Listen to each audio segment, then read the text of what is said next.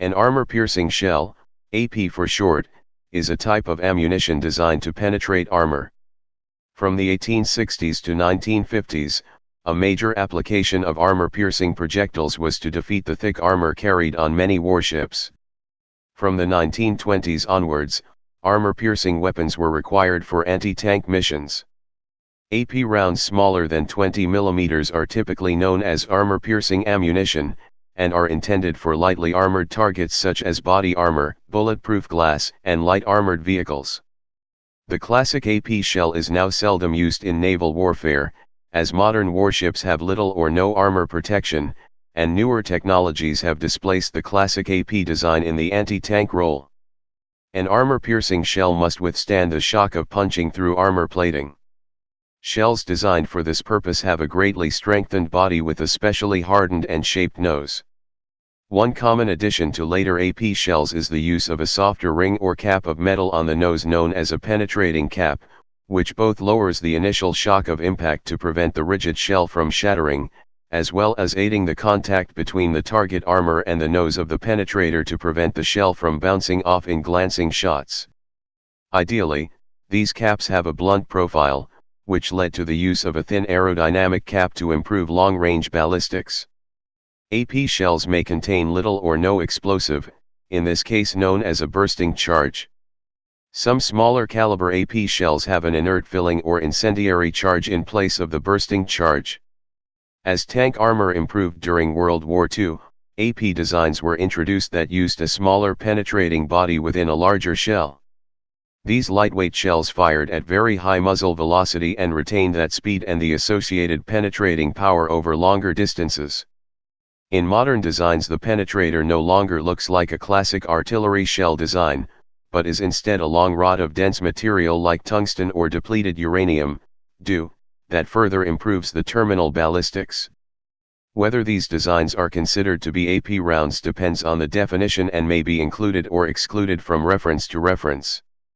Other anti-armor technologies, like the high-explosive anti-tank, heat, round, are not considered to be AP rounds in most definitions. History. The late 1850s saw the development of the ironclad warship, which carried wrought iron armor of considerable thickness.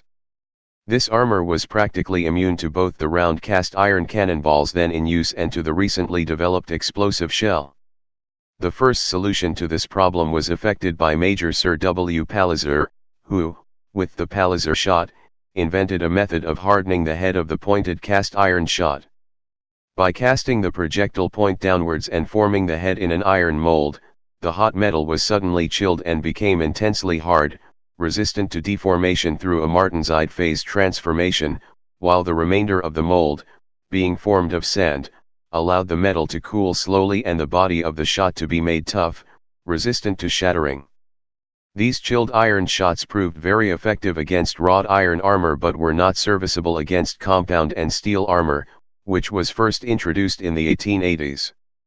A new departure, therefore, had to be made, and forged steel rounds with points hardened by water took the place of the Palliser shot.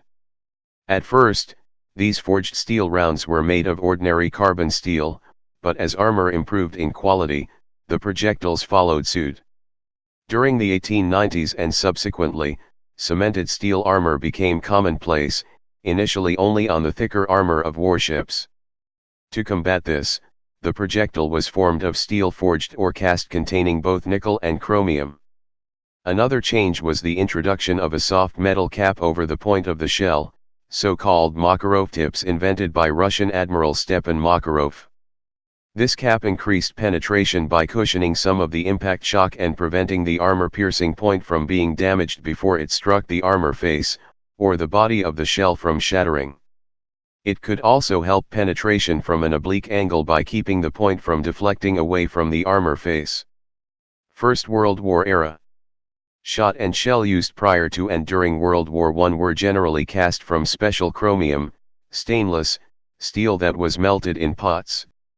They were forged into shape afterward and then thoroughly annealed, the core bored at the rear and the exterior turned up in a lathe.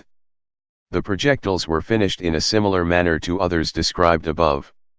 The final, or tempering treatment, which gave the required hardness/toughness profile, differential hardening, to the projectile body, was a closely guarded secret. The rear cavity of these projectiles was capable of receiving a small bursting charge of about 2% of the weight of the complete projectile. When this is used, the projectile is called a shell, not a shot. The he-filling of the shell, whether fused or unfused, had a tendency to explode on striking armor in excess of its ability to perforate. Second World War. During World War II, projectiles used highly alloyed steels containing nickel chromium molybdenum, although in Germany, this had to be changed to a silicon manganese chromium based alloy when those grades became scarce. The latter alloy, although able to be hardened to the same level, was more brittle and had a tendency to shatter on striking highly sloped armor. The shattered shot lowered penetration, or resulted in total penetration failure, for armor-piercing high-explosive, APHE, projectiles. This could result in premature detonation of the he-filling. Highly advanced and precise methods of differentially hardening the projectile were developed during this period, especially by the German armament industry. The resulting projectiles gradually changed from high hardness, low toughness, at the head to high toughness, low hardness, at the rear, and were much less likely to fail on impact. APHE shells for tank guns, although used by most forces of this period, were not used by the British. The only British APHE projectile for tank use in this period was the Shell AP, Mk1 for the 2PDR anti-tank gun, and this was dropped as it was found that the fuse tended to separate from the body during penetration. Even when the fuse didn't separate and the system functioned correctly, damage to the interior was little different from the solid shot, and so did not warrant the additional time and cost of producing a shell version. They had been using APHE since the invention of the 1.5% He Palliser shell in the 1870s and 1880s, and understood the trade-offs between reliability, damage, He percent, and penetration, and deemed reliability and penetration to be most important for tank use. Naval APHE projectiles of this period, being much larger, used a bursting charge of about 1 to 3% of the weight of the complete projectile, but in anti-tank use, the much smaller and higher velocity shells used only about 0.5%, e.g. Panzergranate 39 with only 0.2% he filling. This was due to much higher armor penetration requirements for the size of shell, e.g. over 2.5 times caliber in anti-tank use compared to below 1 times caliber for naval warfare. Therefore, in most APHE shells put to anti-tank use, the aim of the bursting charge was to aid the number of fragments produced by the shell after armor penetration, the energy of the fragments coming from the speed of the shell after being fired from a high-velocity anti-tank gun, as opposed to its bursting charge. There were some notable exceptions to this, with naval caliber shells put to use as anti-concrete and anti-armor shells, albeit with a much reduced armor penetrating ability. The filling was detonated by a rear-mounted delay fuse. The explosive used in APHE projectiles needs to be highly insensitive to shock to prevent premature detonation. The U.S. forces normally used the explosive D, otherwise known as ammonium picrate, for this purpose. Other combatant forces of the period used various explosives, suitably desensitized, usually by the use of waxes mixed with the explosive. Due to the increase in armor thickness during the conflict, the projectile size and impact velocity had to be increased to ensure perforation. At these higher velocities, the hardened tip of the shot or shell has to be protected from the initial impact shock, or risk shattering. To raise the impact velocity and stop the shattering, they were initially fitted with soft steel penetrating caps. The best performance penetrating caps were not very aerodynamic, so an additional ballistic cap was later fitted to reduce drag. The resulting projectile types were named armor-piercing capped, APC, and armor-piercing capped ballistic capped, APC. Early World War II era uncapped AP projectiles fired from high-velocity guns were able to penetrate about twice their caliber at close range, 100 m. At longer ranges, 500 to 1000 m, this dropped 1.5 to 1.1 calibers due to the poor ballistic shape and higher drag of the smaller diameter early projectiles. In January 1942 a process was developed by Arthur E. Schnell for 20 mm and 37 mm armor-piercing rounds to press bar steel under 500 tons of pressure that made more even flow lines on the tapered nose of the projectile, which allowed the shell to follow a more direct nose-first path to the armor target. Later in the conflict, AP fired at close range, 100 m, from large caliber, high-velocity guns, 75 to 128 mm, were able to penetrate a much greater thickness of armor in relation to their caliber, 2.5 times, and also a greater thickness, 2 to 1.75 times, at longer ranges, 1,500 to 2,000 m. Tungsten compounds such as tungsten carbide were used in small quantities of inhomogeneous and discarded sabot shot, but that element was in short supply in most places. Shells. Armor-piercing shot and shells. Image name description. Armor-piercing 201403.svg Armor-piercing. Armor-piercing cap 201403.svg Armor-piercing capped, APC, gray, cap. Armor-piercing ballistic cap 201403.svg Armor-piercing ballistic capped, APBC, blue, ballistic cap. Armor-piercing cap ballistic cap 201403.svg Armor-piercing cap ballistic capped, APC, gray, cap blue, ballistic cap.